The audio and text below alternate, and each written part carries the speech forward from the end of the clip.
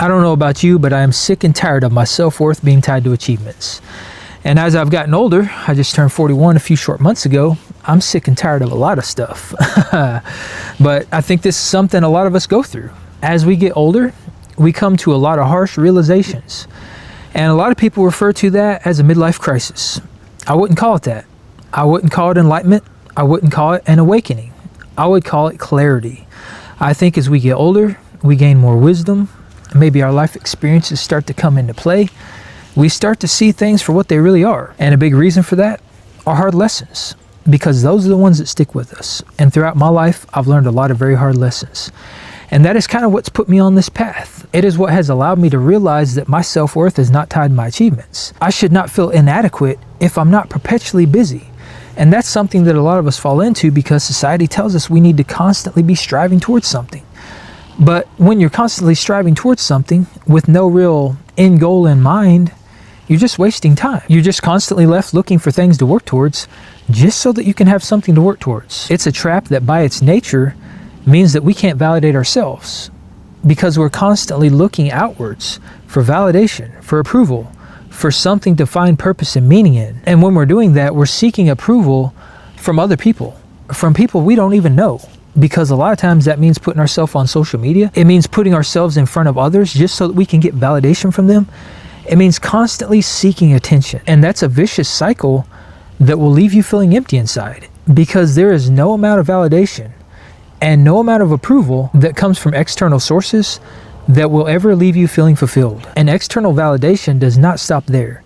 This also ties into our jobs and our careers, because a lot of us, including myself, we allow our jobs and our careers to define us. If you think about most conversations that you have with people, what's one of the first questions that usually gets asked?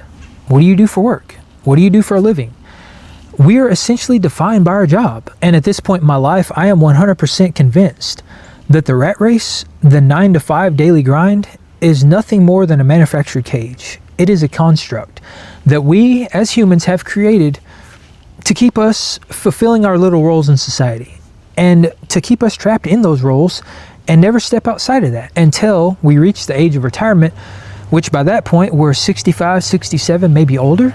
And then we're told we can get out. Then we're told we can enjoy life. But why aren't we encouraged to go out and experience life and enjoy life while we're young, while we're in our prime, and while we feel good? Because as we age, as we get older, there's a pretty good chance most of us, our health is going to deteriorate. And as our health deteriorates, a lot of the things that we probably want to do when we're young, we probably can't do when we get out when we're old. And that's a terrible thing, because that means a lot of the dreams that most of us have, we never get to see come to fruition. But the problem here is that we allow productivity to define us. We focus on being busy instead of our own personal well-being, instead of impact, and instead of intention.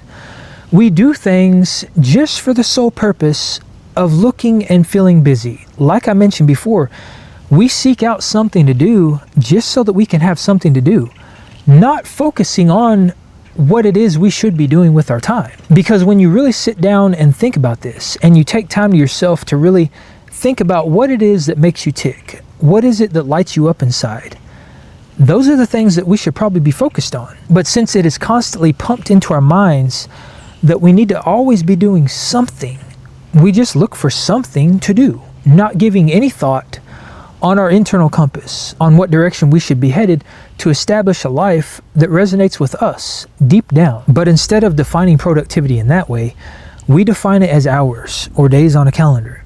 And that is essentially us wasting our lives. Because what are we working for at that point? Why are we doing the things we're doing? Why are we spending all this time just for the sole reason of being productive? And another big problem here is that there's a major sense of urgency around the rat race, around the 9-to-5, and around being productive. Everybody says that you have to achieve all these things by certain points in your life. So for that reason, most of us, we just go out and we do. We constantly do, and we work our fingers to the bone so that we can get ahead, so that we can climb the corporate ladder, we can make a name for ourselves, we can get the promotion, we can move on to the next big thing. And a lot of this is because we're trying to keep up with the Joneses. It's all about comparing ourselves to other people. What does this person have that I don't? And what should I have based on societal standards? Again, this is another major trap that a lot of us fall into, Because when you're doing that, you're sacrificing peace. You're sacrificing living in the present and enjoying that moment, enjoying the time that you're in, viewing and participating in the beautiful world around you, all the things that are actually important.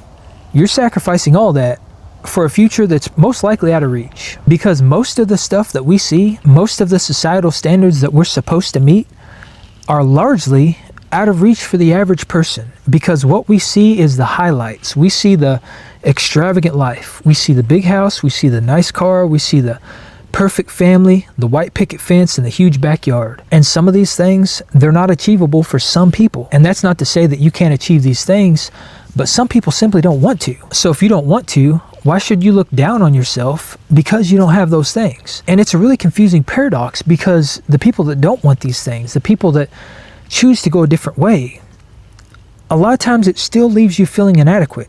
It still leaves you feeling like you're not doing enough, because you see the rest of the world and all the people around you going after these things. And even though you don't want these things, sometimes society can look down on you anyway. It leaves you feeling confused. It leaves you feeling like an outcast. It leaves you feeling like you don't fit in. And that's where a lot of people are at right now. That's kind of where I was at for a long time. And that's kind of still where I'm at. A lot of times I feel like I don't fit in. But when you don't fit into a society that doesn't align with you, and maybe that society is doing things in a way that you perceive as wrong or a little backwards, maybe that's a badge of honor. Maybe that's a life that we should be proud to live, and maybe we should feel blessed for being an outcast. And in large part, most of this ties back to external validation. It defines our self-worth, and it warps our internal compass. Every single social pressure that we encounter, everything from what we see on social media, where society tells us we should be in our lives in terms of career, in terms of family, in terms of life goals, all of these things leave us constantly seeking likes, validation, approval, and recognition. And we seek those things from external factors. We never stop and look within and seek validation from ourselves. And that is self-abandonment. That is a disconnect from our true selves. So what I've grown to realize as I've gotten older is productivity is not about filling the days on the calendar. It's about impact. It's about intention. It's about living a life that's true to me, doing the things in life that bring me joy and fulfillment. Because now that I've taken the time to really sit down and think about this, the things that society tells me I should be doing are drastically different than what I want for myself. And I've grown to realize that self-worth is inherent. It's something we're all born with. It's only through life that we lose sight of that. But the fact of the matter is, we are all worthy. And we are worthy for simply defying the odds and being born into this world. We don't need to prove ourselves to anybody. When we're born into this world, we have essentially defined our self-worth. And from that point on, we can live a life that's true to us and do the things in life that we enjoy, because the hard part's over. I have come to realize that self-worth is not granted by others. It's not from fleeting opinions by people that don't care about me. My self-worth is defined by me and nobody else. And that's an amazing thing, because a lot of us define our success by all these things, by all this external stuff. But what I've come to realize is that success is more about peace. It's about living in alignment with my values and my internal compass. And this isn't about being cynical. This is about liberation. This is about building a life that resonates with you as a person, and that is not dictated and controlled by societal blueprints. And the only real shame here is that it took me 41 years to realize all this. This is something that should be taught to us at birth. From day one, this should be pounded into our heads. We should not let external factors and society dictate our self-worth. We are worthy by simply being here, by simply existing. And our main focus shouldn't be going after all the things that society tells us to go after. It should be living a purposeful and intentional life that is true to us.